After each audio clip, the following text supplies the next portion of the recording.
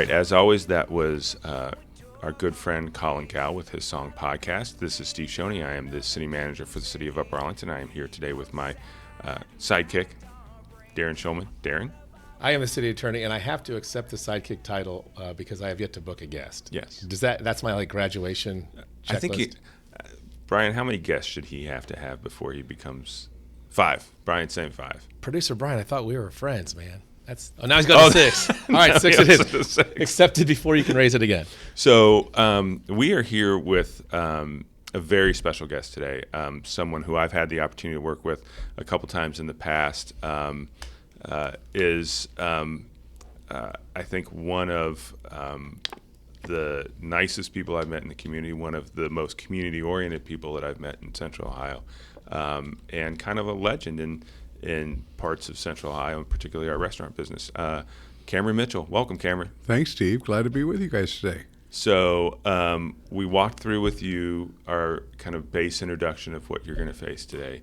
And we told you we always start bench cut. So can I do the one I came up with? You can do the one you came up with. If you might want to back up so you are in the restaurant business, and so I picked famous chefs. Okay. So the first option is Julia Child, Bobby Flay, and the Swedish Chef from the Muppets. So which one is number one? Which one's kind of in the backup, and which one are you cutting and sending out of the kitchen? Julia would be number one for sure. I don't know the Muppets chef, but I think he says Borgi. That's I'm going to have to go Bobby Flay at number 2, and then the Muppets chef at number 3. Okay, well, good. So the other thing I was going to ask you is our other option was to go food cities. Uh-huh. So we thought about picking cities where you don't have restaurants. Okay. So if we went San Francisco. Uh-huh. Toronto, Atlanta. I would think right in that order. Really? San Francisco number 1 for sure. Toronto 2. Toronto is very much like Chicago, and Atlanta 3. And Atlanta's a great food town in its own right, but I had a restaurant and I closed it there. So the city of Atlanta's dead to me. No, right. So I have to say, your answer is obviously fine, but I'm a little sad because Steve has this unhealthy obsession with the city of Toronto, and the fact that you put it 2 gives credence to Steve's belief that Toronto is this mecca of culture and everything good. So I lived in Toronto for a year in 2000, and what I love about it is your comparison to Chicago is what I always do. I say it's Chicago, get rid of all the dirt, turn the L into streetcars, and make half the people immigrants, and you've got Toronto. Right. Yep. And when half the people in a city are immigrants, your food culture is incredible. Correct. Yep. So, what city did we miss on that list in terms of your favorite food cities? And it can include ones where you have a restaurant. Well, my favorite food city is always New York. L.A. is great, but it's just so hard to get around to get all these different places. So, and then, there's the regional cities like New Orleans. I love going to New Orleans and eat at some of those restaurants down there. But it's kind of like barbecue. It's like it's not mainstream per se, but it's fun to go down there and dine around. So, and places like Charleston and other venues like that, cities like that are pretty cool. Who else? Denver's got a great food scene too. In fact, it shocks me. We have 2 restaurants there in Denver that we do as well as we do there because there are literally so many restaurants. Never seeing like it, quite frankly. But they love to go out to eat in Denver. So it's a big city. So it's twice the size of Columbus. But all right, very personal question. So my wife and I are going to Barcelona this summer. Mm-hmm. I have never been. Oh my God! I've flown through it once. That was it. It's on my list. Okay, I'll give you some restaurant recommendations when I come back. Yeah. Well, Barcelona. I want to go to northern Spain, also to the Basque region up there too. That's definitely on my list also. So we've done Italy and France and traveled a lot of the world. Not much else in Europe, but want to get to. That's on our right up on the top to get to. Went to Greece too, so I love Greece, but Spain is next up. So I'm going to let Darren carry the conversation here for a little bit. Because you got work to do. Because I got some work to do. So I am my hobby now is mixology. Okay. and we did a podcast with Greg Lehman over at Watershed a month ago, and I made Greg a cocktail that I was trying to get him to put on the menu over there. And he hasn't quite committed to it yet. But he didn't say it was bad. He didn't say it was bad, and he didn't say no to putting it on the menu. So you're saying my obsession now is getting one of my personal recipe cocktails on someone's menu. Okay. So I'm going to make you a cocktail. Great. Look forward to it. Steve is like the little boy who's just trying to impress like the adult with his mixology. So Yes, I am. I will ask a lot of important questions while Steve mixes up. And I let Greg know that I was doing this. So Greg is getting ready to release their 4-peel strawberry infused gin. So I will be making you a creation with Greg's 4-peel strawberry infused gin that he was kind enough to get me a bottle before they put it out. Cross promotion. See, we're all about making. You can connections. mix White Castles in there. We'll be set. And Jenny's ice cream. We'll be we'll be all set. All right, There I'm you gonna take the headphones off and get to work. That's cool. So, Cameron, the name Cameron Mitchell is like one of those like names where I was like, oh, you're talking to Cameron Mitchell. So, can you take me back to the origin of how you got into the business? Because right now you're sort of the established brand. How did Cameron Mitchell start? Sure, but I have to go even further back to grade school. You can do that. I hated my name Cameron. I wanted to be John or Tom or Bob, and just a normal guy, Mike, And now as an adult, I love the name, so it's worked out well. But anyways, it's different. It's unique. So I like because if it was Mike Mitchell's Steakhouse, right. It doesn't have the same Yeah, kind of there ring you to go. it. There you go. So anyways, but I started in the business. I grew up here in Arlington, and I always say I lived in the have-not section, and I had, came from a broken home, and I was a high school dropout and ran away and came home. But that would have been the start of my junior year, and I had no money. I had to work in the cafeteria for 20 minutes during lunch to get free lunch and help wash some dishes. And so I had to get some spending money, and my mom couldn't give me any money. She was an administrative assistant, but she was adamant about me graduating from Arlington High School. So, and getting the Arlington education, which I say today, all I have is an associate's degree, culinary arts, and I say today, my Arlington High School education is what got me, gave me the reading and writing skills, and to be articulate and so forth. And my wife's an English teacher, and I used to have a pretty. I used to say words she'd have to ask me what they meant. Such a good vocabulary. But I got that from Arlington High School, I think. So, anyways, I got a job at what is now Hyde Park on Old Henderson Road, which was Cork and Cleaver back at the time, for $2.65 an hour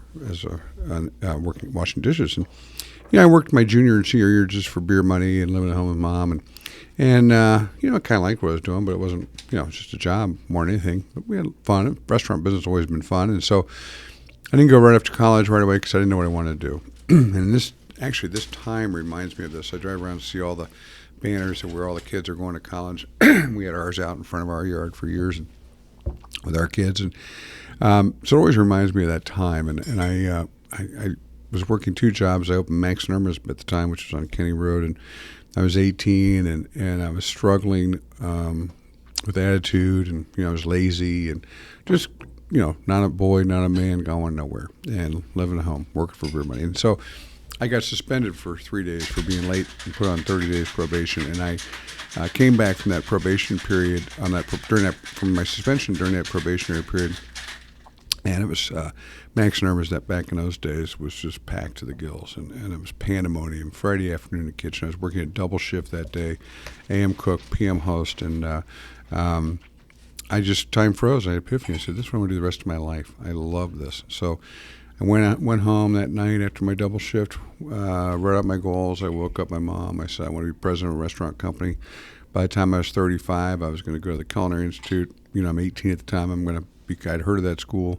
I'm going to be exec chef by the time I'm 23, general manager at 24, regional at 26, vice president of operations at 30, and president of a restaurant company by the time I was 35. You listed this all out. Oh yeah, woke her up at 1 a.m, said this is what I want to do the rest of my life, and she was quite relieved. And I went to work the next day, which On Friday, I was working for, quote, the man. On Saturday, I was working for myself and my career, my future.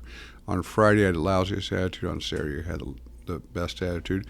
On Friday, I was one of the laziest guys in the kitchen. On Saturday, I was one of the hardest working guy in the kitchen. I never looked back or got outworked ever since. And so that was 18 years old, and that was, I turned 60 in a couple of weeks. And so I've been in a business. I started in 2016, so been in a business, I'm sorry, not 2016, pardon me, when I was 16. So been in a business now going on 44 years, and it's been a career, great. And I didn't really choose the restaurant business. It kind of chose me. I always often wonder, like, what would happen if I started sweeping car lots?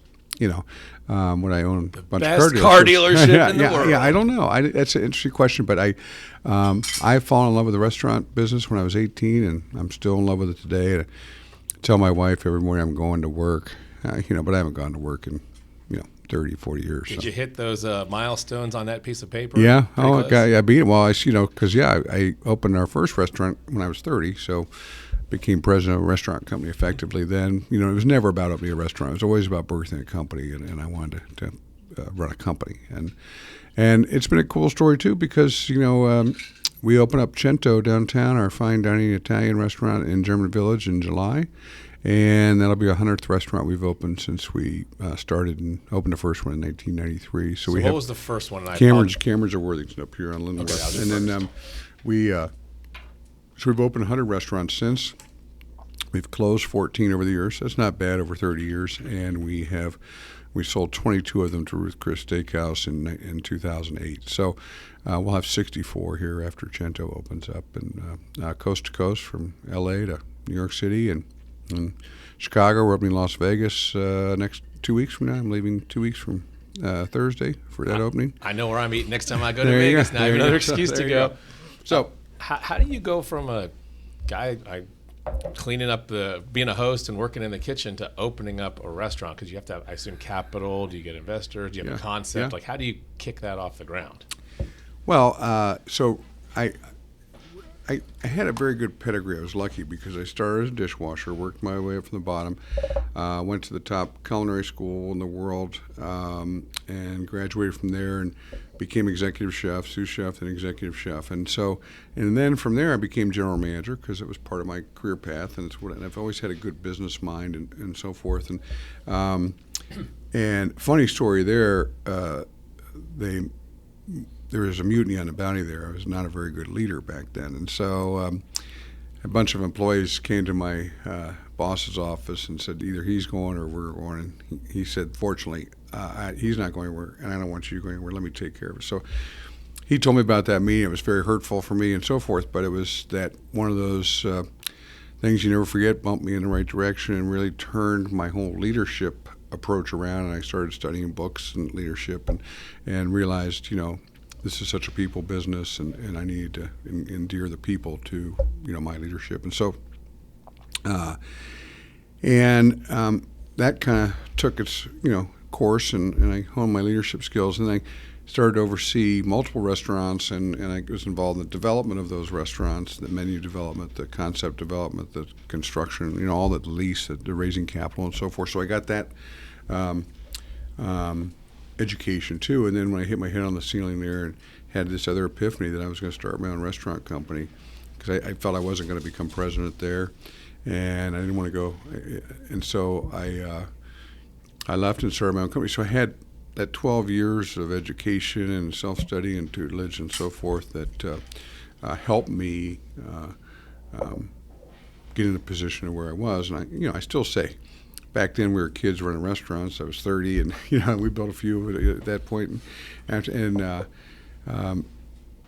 the experience and the wisdom I have today obviously is far greater than was when we started. So, how do you come up with and now Steve's back. I'm sure he wants to plug you on his drink. No, but that's how all do you come up with your concepts? Or don't give away your trade secrets. But no, they're not trade secrets, and they're stories. And we could talk about several of them. But like say, here's the barn in Rocky Fork Creek out in Gahanna, New Albany area. That was it was an old Hoggies, which was a barbecue place, and our president chief operating officer Casto, which owns it, called him up and said, "Hey, would you be interested in this site?" He walks down to my office and says, "Hey, before I tell these guys no, what do you think?" I said, "Yeah, no, we don't want to do a barbecue place, blah, blah, blah, blah." He turns away and started walking away. I said, wait, hold on. Tell him we'll call him back. Give us a few days. And I had been to a restaurant in North Carolina called the Angus Barn, which is the number one restaurant in North Carolina, owned by a lady named Van Ure. And it was awesome. I said, that is perfect. This spot is perfect for this type of restaurant. A steakhouse. It's out in horse country, the Ralph Lauren kind of feel. And I took our team down there, and they saw it. And it's different than what but that was part of the inspiration for it. And and they got it, and that's turned out to be a terrific restaurant. We look at the Pearl in the Short North. That was a restaurant called the Burgundy Room before that, and before that was K2U, and I know that quite well because fond memories, because that's where my wife and I sat when we were dating to watch the O.J. Simpson chase at the bar there that night. So and now you have a restaurant. Yeah, there. so Small world. Yeah, so that opportunity came along, closed, and I called up the landlord, which I'm very friendly with. I said, "Are you going to put another restaurant there?" And he said, "Yeah." I said, "How much do you want for it? What are you going to charge?" "Well, here." I said, "Well, great, I'll take it." He goes, "What are you going to put there?" I said, "I have no idea." He goes, "What?" I go, "I'll figure it out, though." He goes, "All right, you got it." So, I just knew it was a great restaurant site, and I believed in the Short North and what was going on down there. And so, back then, and still today, gastropubs were very, popular and successful. And so, we took our team. We went to a bunch in D.C. and New York and Chicago, and looked around and kind of created that, and we named it the Pearl, the Jewel, the Short North. We've got an oyster bar there, So this all kind of came together. But there's really a story almost behind every single one of them. So do you have like a white Bronco behind the bar somewhere up on the shelf or something like that? No, but yeah. So the creation in front of you. Okay. I wanted to do something 4th of July Upper Arlington themed. Mm-hmm. So it's got the gin from Greg. Okay. I'm calling it the Step Away from the Golf Cart. Okay. No. It is 4-peel gin, rhubarb syrup, a little bit of Aperol, a little bit of pomegranate juice, and it has a garnish with strawberry and blueberry to give it that red, white, and blue. If you saw me looking slightly in a panic, it's because the version I made at home to start with also has blood orange in it, which I forgot. So if it's horrible, you can say, "Oh, no, I just tried. short some blood orange." Yeah, that would be terrific. Yeah. So when I made the one for Greg, it was I forgot my salt. So it's now the tradition that I have to forget something in my. So when you give the recipes, do you give the right recipe or the screwed up one that you made? So yeah, that's what I need to figure out on this one, because that was a pretty big omit. But I think I tried it. I think it's still pretty good. All right, let's give it a try.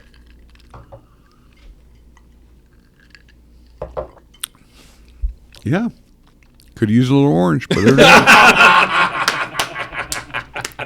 no, it's good. You can give your honest opinion, because if you like it, Steve will be happy. But if you don't like it, Darren will be happy. I'll get some joy out of that. Okay. So what do you really No, think? I like it. I like it. I drink gin and tonics all the time, so I do like gin itself. But I'm not going to allow Steve to pressure you into putting it on a menu at your restaurant, because that's just not cool. But would that be something that could make a restaurant menu? Well, sure. Cocktails are cocktails to a certain extent. They could, but it is amazing the evolution of the cocktail. We've got your old time cocktails, that no longer are around. The Singapore sling and stuff like that, right? But the mixologist today is really, really an art, and takes a lot of time and effort. We have not only do we have all of our bartenders across the spectrum of our restaurants, so I don't know, call it 400 bartenders or so across the country. But we have our mixology team. That's what they do. They not only create beverages, but purchase, and our contracts and our alcohol and who we buy from, and those partnerships we put together. But if you think about it, we have 20 different concepts. So 8 specialty cocktails per concept. That's 160. So each of your concepts has its own. Oh yeah. We don't ever cannibalize any of our other. And same with our food items. Like we have calamari on 6 different concept menus, but it's 6 different preparations. Really? We don't. Okay. Yeah, and we don't want to homogenize any of our concepts. We want to, we want to be able to go to one every other night, different one, and go to a different restaurant. And same with our bakers, our corporate pastry chef. She and her assistant are unbelievable. They have 150 desserts in their repertoire, and they're all outstanding. And they, we're creating a new menu concept with Cento and with Valentina's. They're creating new desserts for those menus, and it's just unbelievable what they just able to keep doing. And same with our beverage team. I just got through a beverage tasting, I don't know, a week ago for Cento. And it's unbelievable, some of the stuff. So, Steve, I'll personally invite you if you ever want to come to any of those and meet our beverage team. He's and when going to they're be doing a mixologist when he retires. No, I'm happy to do it. And when they're doing some of these skull sessions, get you in. I would.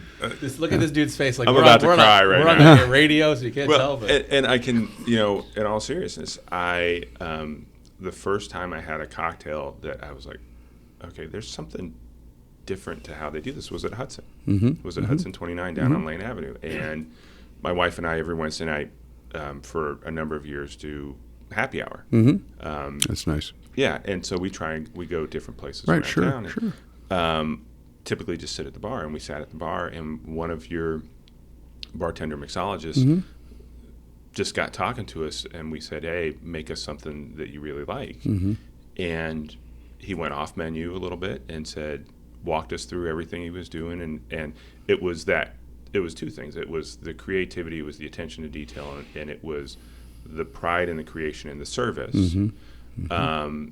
That I was like, oh, I totally get this. And Yeah. I totally get how I'm not a great cook, but I figured this is something that I can figure out. And there's Absolutely. something to and it. Steve went home and followed a list. By age 50, I want to be a mixologist. By age 51, I want to make my own drink on a menu. Yeah. So anyway, You mentioned you had a lot of concepts, and you have different menus each one. When you're looking to, I don't know if the words replicate or expand or open a second or third of a particular concept, how do you decide which one is going to go to another place, which one's going to get another branch, or whatever the right word is? I apologize. Well, it's a great question. So we give you another little long answer a little bit, but I've seen many restaurant companies fail at creating big restaurant companies that say they're going to create a concept that they're going to grow. Okay, in my opinion, it doesn't work that way. All the great restaurant concepts that have grown significantly around the country, Roost Chris Steakhouse, Red Lobster, or Olive Garden, whatever. I mean, pick them. They're Outback Steakhouse. These folks wanted to open a great restaurant. That was their concept, and then they grew and grew and grew and grew. So it has to. It's not like we targeted that. So then we started. The fish market became just a great growth vehicle for us. And I read Jim Collins' Good to Great, and he talks about the 3 concentric circles and where they intersect is what you want to target. And it was, what are you best in class in, number 1 or 2 in your marketplace? The fish market was, and seafood. What has got a great economic model, which the fish market did, and what are you passionate about? And we're passionate about seafood and that fish market concept. So we decided we were going to grow that. Okay. Now we sold the fish market and steakhouse, and Ocean Club, which is now Ocean Prime, our national brand, which I'll put a plug in that for, is one of the top 5 average unit volume brands in the country. And it's a great brand we have across the country. We'll be our 19th one of those in Las Vegas here, 18th, excuse me, in Las Vegas, like here I said, in a couple weeks.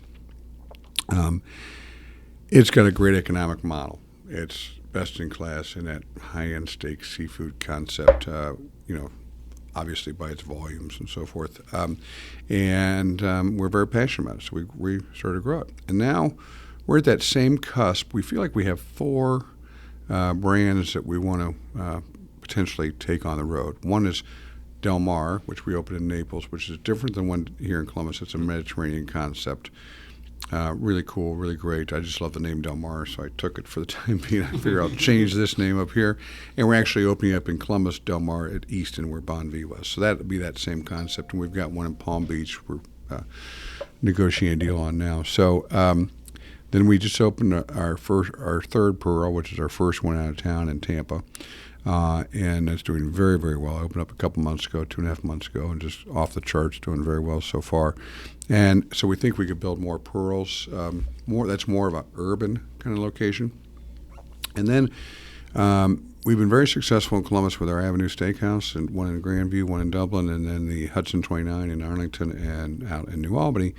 And we're anxious to try those two also. We think those two could go in bedroom communities like Arlington and New Albany around the country, and there's nobody really out there in the marketplace doing that. So so that's another thing we're thinking about, kicking around the idea for the future of those brands. So we're going to try to open the barn doors, if you will, for those and try to get them out and see how they run. Do you prefer to keep things kind of close, or do you like to say, we're going to go on the other side of the country so it seems completely different? Doesn't really matter. It doesn't really matter. We would never open a restaurant without our own team, and we have, I can't tell you, 40 or 50 people opening up Vegas, coming from around the country and so forth to help do this. And, it's just a plane flight versus a drive. And I mean, now I have to say that all those originals, we sold the steakhouse with the fish market that started in Columbus, both those.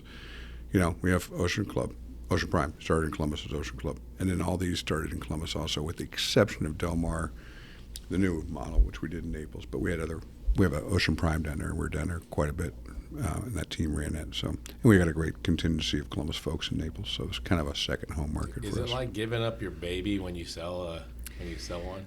No, I liken it more to, you'd think it would be that way, and it's not. I mean, it's still a business, but we loved our house. We lived down in Tremont and Waltham, and we lived in that house for 17 years, and brought our daughter home to that house, and we lived on Henthorne before that, but it was our first house, and we loved that house. And we got an opportunity to move over on the golf course over on Yorkshire, and we were sad to leave that house until we left that house, and then we got our new house, and we forgot about our old house. So it not didn't forget about it, but it's right. It's so I'm okay with it. I never stepped foot in a fish market ever since I sold it. Once I did for a week for one of our lead guys. So one of the places where you and I worked together a little bit in my past life was Mitchell Hall. Down at Columbus State. I know that's been a huge passion project for you. You want to talk a little bit about what that is, how you got involved in that, Sure. The story behind that. Well, Columbus State, I got turned down to my the Culinary Institute because of my high school grades. I finished 1.05 GPA and 592 out of 597 in my high school class at Arlington. So they gave me a nice thanks but no thanks letter, but said if you go to a local college and get an A and take a math and English courses, get good grades, and send us your transcripts, we like your experience, we'll take you in. I said, okay, great. So my first experience was Columbus State. I went to Columbus State, took a math class, English class, got A's, reapplied, got into CIA. So and the CIA was just a life changer for me and gave me the foundation to build my career. So and I fell in love with the CIA, eventually became first ever alumni chairman of the board, and was the youngest ever board chairman there. And so they've got a high-powered board of who's who in the restaurant industry out in the country. And so I'm now the second largest alumni donor to the school. So I've got this long history with the school. So we come back to Columbus State. We had given a scholarship to, I don't know, every year for the past 20-something years for culinary students, and we've had a great relationship with their culinary program through a gal named Carol Kaiser, who was the original champion down there. And, we had some of our key leaders, two of our key executive team members went to Columbus State, three of them, graduated from Columbus State. And so, and we have lots of managers coming from Columbus State. So I've known the impact, and we became friendly with the president there, Dr. Harrison, and in 2015 came to me and said, I'd like to build a new hospitality management program at Columbus State. And right before it was good, but it was just 2 classrooms in the basement and a kitchen in the basement. And so I said, I'm happy to get involved, but only if we can do it right. And he said, what's right? I said, well, I think we need an actual building. And I want to go big. And so they had their campus master plan, brought that out, and he said, how about right here? And I said, great, but it has to beautify the campus too. Like they had that circular drive there in the front that was terrible and ugly. And so that's how the ideation was born, and we got the city involved to help beautify that area at Cleveland Avenue and the campus and so forth. And I wanted to create a school. I given a bunch to the CIA, but I wanted to, and I was talking about Ohio State, but they wanted some huge dollars, and Columbus State was just right, and it was if I gave that much to the CIA, I'd never see it, I'd never be involved in it, so it became Columbus State, and I wanted to create a culinary school. The CIA is $60,000 a year. Oh, wow. Columbus State's like $6,000 a year, and so I wanted to create a culinary school for people to go to get 80-90% of the education they can get at the CIA at 80-90% less cost, and impact young people's lives here in Columbus and Ohio. Not necessarily young people, career transition people, etc. And Columbus State is such a fabulous school, 30-some thousand students, and they're giving people, just like they did me, an opportunity way back when to improve their lives, and they've improved the lives of so many. And so it was labor of love. Took on the role of raising the $10 million in private partnership dollars, and got the state money, and then we issued some bonds and the city money. So it was a total of $40 million project, and got this new brand new 80,000 square foot state of the art. We have 11 kitchens in the state of the art auditorium, and 400 seat center for conferences and so forth, and 2 restaurants. And it's the everybody gathers at a party in a kitchen, right? It is the kitchen of Columbus State. It's where people gather, and it's now the center of Columbus State. And the other thing that we didn't even realize at the time, it created the model for these public-private partnerships. They'd never done it before for several new buildings that are coming onto the campus. So and for their master plan. So it's really, I think, been a game changer for Columbus State, and it was just a special project that myself and our whole team leaned into hard, and we're super proud of it. Well, and having watched all that you put into that, and then seeing, the building is great, but when you watch what's happening inside that building, it really is a jewel for Columbus State, and really I think it's turning into a great center for that part of town. Oh yeah, and a number of community companies use that facility for meetings and off-sites for cooking classes and stuff. Their team building also. It's really, it's not only used by the students but foodies and throughout the community too. And it's really, it's going to continue to evolve and grow as we go. But it's very happy with what's happened so far. Well, thank you for doing that for the community. Oh, my pleasure. And as you said, it wasn't just you; your whole team got behind it, and so and a lot of great supporters. All of our vendors, we twisted our vendors' arms, and fellow culinarians here in Columbus, and too many names to mention, but just everybody kind of stepped up. There was no, not really anybody said no. They might have given a little less than you wanted, or surprised you with more than you thought they'd give, but really almost, I'd say 95% of the people we approached and leaned on and said, yeah, where can we help? And so that's just another testament of this community we live in, and all the people. You mentioned Lisa Ingram, White Castle Foundation was part of that project, and Crane family, and lots of Wexners were involved in helping out and supporting AP nationwide. I mean, I go on and on about those folks, and then lots of other our purveyors in Wasserstrom, Michael's Meats, all the all the people we do business with have supported it too.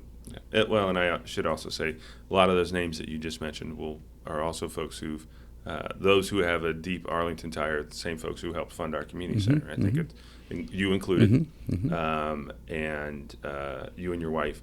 And it is one of the great things about working in Central Ohio is that if you have a good plan, you can find the right people to help you get it done. Yeah. So, Well, we're so happy the community center. We growing up with our kids, we were so frustrated. Like, Arlington doesn't have an indoor swimming pool, a community center.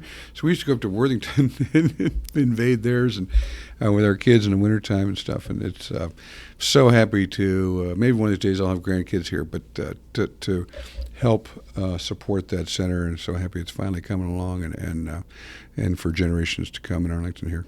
well, good. So we always did. Do you have another question, or do you want me to I just have go? one more question. Yeah, go. This is a weird one, but Okay. is the food industry, especially like maybe in Columbus, it seems like there's a couple names everyone knows. Are y'all kind of buddies or pals, or are y'all kind of rivals? Oh, both. I mean, I used for Chris Duty and the Bravo Brio Group as the axis of evil, North Koreans. We love the hate here, so we try to build rivalries and stuff. But if you ever saw that old commercial or cartoon where the sheepdog and the wolf go to work every morning, and the sheepdog They clock out. Good morning, Sam. Good morning, Ralph. Good night, Sam. Good night, Ralph. And Chris and I have been good friends for years and years and years, and we've gone on trips together and all sorts of things. So it's both. Everybody's a competitor, to a certain extent, but we're also very friendly and supportive. And I love to. In my opinion, all boats rise. So I love to support our whole entire industry here in Central Ohio and around the nation. And so the stronger we are as an industry, the stronger our restaurants are. So. And I have one more question before we get to our wrap-up questions. Do you ever miss being in the kitchen? No. You had to think about that one for Yeah. For half a second. No. I'm still heavily involved in food tastings and so forth. I've got a pretty good palate, but. My wife at home, I asked who cooks at home. My wife cooks at home. I work the grill. Okay, but my wife's a great cook, and her passion is just having an apron on and in the kitchen with a glass of wine and cooking, and so. But she's a tornado in the kitchen, so I clean. I'm back to my roots, washing dishes and cleaning. that was the last step of the checklist. It all comes full circle. Right, exactly. Well, listen, we wrap up every interview with 2 questions. Okay. What do you love about UA, and what would you change? I love about UA is it's just the beauty of it. We pinch ourselves all the time, especially in South Arlington, but North Arlington. Just the whole, all throughout the city, and the beauty of it. The Christmas lights. I remember driving my wife around when she was on bed rest. At Christmas time to see the Christmas lights, and I love when people come into our community to see those and that sort of thing. So I just, I think it's just a special place, and I didn't like it as a kid. And the Arlington bubble, as young people say, but I couldn't wait to come back either. And so hopefully my kids will feel the same way. But I just love it. It's a great community, and 4th of July parade, and just all that stuff, So what I don't like about it is.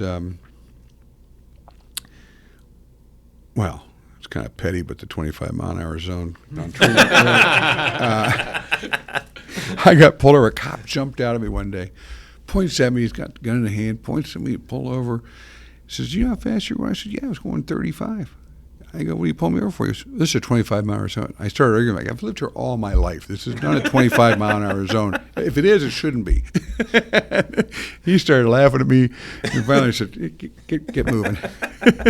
So slow down. I said, "Okay." If it is, it shouldn't be defense. It does not always work in mayor's court. Well, Exactly. I'm good that you got the message from our officers, and hopefully you've slowed down. Yes. But duly noted that you've had your one warning.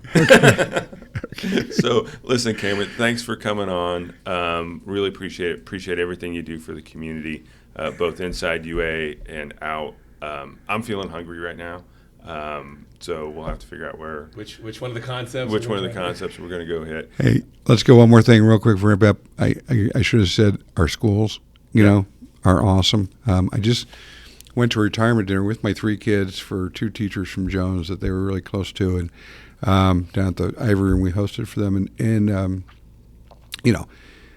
all of our kids, all the administrators, all the teachers, maybe one wasn't great or something, but 99 were awesome.